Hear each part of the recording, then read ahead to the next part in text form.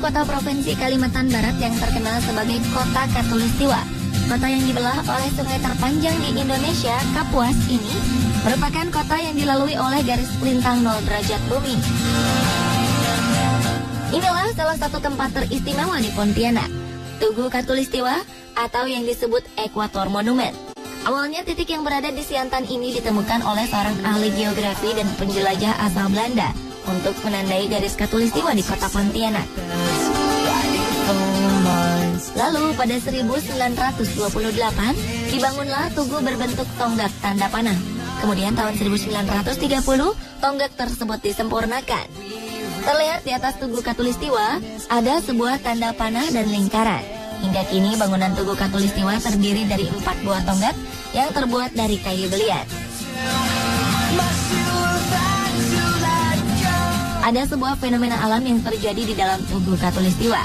Jika diperhatikan, di dalam monumen tersebut ada sebuah garis yang memisahkan belahan utara dan belahan selatan. Menurut penjaga Tugu Khatulistiwa, saat kita melalui garis tersebut, kita akan merasakan sedikit pusing. Rasa pusing itu dikarenakan adanya daya magnet walau hanya dalam porsi kecil. Sebelum monumen Tugu Khatulistiwa berbentuk seperti saat ini, ternyata telah terjadi proses yang cukup panjang. Tugu yang kerap dikunjungi para wisatawan ini memang tugu yang pertama dibangun. Tetapi pembangunan Tugu Khatulistiwa ini berdasarkan perhitungan astronomi orang zaman dahulu. Sedangkan titik terbaru yang berhadapan ke arah dermaga Sungai Kapuas didasari perhitungan satelit sehingga lebih akurat. Perhitungan satelit merupakan titik 0 derajat yang sesungguhnya. Hal ini terjadi karena telah terjadi sedikit pergeseran garis Khatulistiwa secara alamiah. Pernahkah Anda mendengar tentang fenomena menghilangnya bayangan benda tegak lurus? Peristiwa yang terjadi setiap 21 hingga 23 Maret di Pontianak ini disebut dengan kulminasi. Fenomena alam ini terjadi ketika matahari tepat berada di garis Khatulistiwa. Pada saat itu, posisi matahari akan tepat berada di atas kepala, sehingga menghilangkan semua bayangan benda-benda di permukaan bumi, kecuali bayangan tubuh manusia. Hal ini dikarenakan bentuk tubuh manusia yang tidak tegak lurus, walau terlihat tegak lurus. Fenomena lainnya yang unik dari Tugu Khatulistiwa ini adalah fenomena mendirikan telur.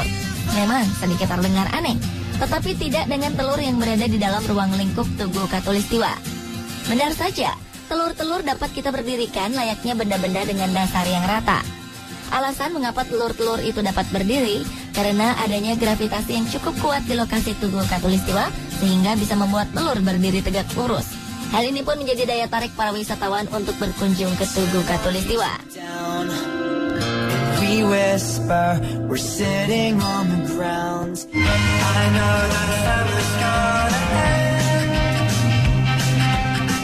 Masih di kota Pontianak, dengan memakan waktu perjalanan sekitar 1 jam, kita dapat mengunjungi sebuah kelenteng di tengah laut. Tempat ibadah kaum Tionghoa atau yang kerap disebut dengan sebutan Pekong Tengah Laut ini ternyata satu-satunya di Indonesia. Pekong sendiri berarti penjaga lautan.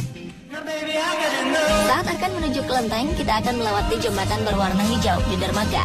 Jembatan berjulukan Bintang 7 itu ternyata memiliki kisah tersendiri. Seperti adanya 7 celah penyangga yang berjumlah 7 buah, dan di setiap tiang penyangga terkubur 3 ekor kepala babi, serta 3 ekor kepala kambing. Konon, jika seorang nelayan menabrakkan perahunya ke jembatan, maka ia akan mengalami kesialan, seperti susahnya mendapatkan ikan saat melaut. Menurut cerita para warga, jika hal ini terjadi, maka orang tersebut harus melakukan ritual dengan memberikan sesajen ke laut. Hampir semua dari bagian kelenteng yang telah berdiri sejak 1974 ini terbuat dari kayu ulin. Kayu ulin memang terkenal sebagai kayu yang memiliki umur panjang. Inilah keunggulan kelenteng Xiaoyi Shentang. Seluruh bangunannya dibuat dari kayu belian. Kayu pohon berspesies Eusideroxylon suageri tersebut memang terkenal sangat kuat. Orang kerap menyebutnya sebagai kayu besi. Karena itulah, meskipun terendam air laut dan dihajar gelombang setiap hari, kaki-kaki kelenteng tersebut masih tetap kuat. Pada dasarnya beberapa kayu yang terkena air pasti lama-lama akan keropos. Namun tidak dengan kayu belian ini. Karena semakin kayu ini kena air laut, maka semakin kuat ketahanan kayu tersebut.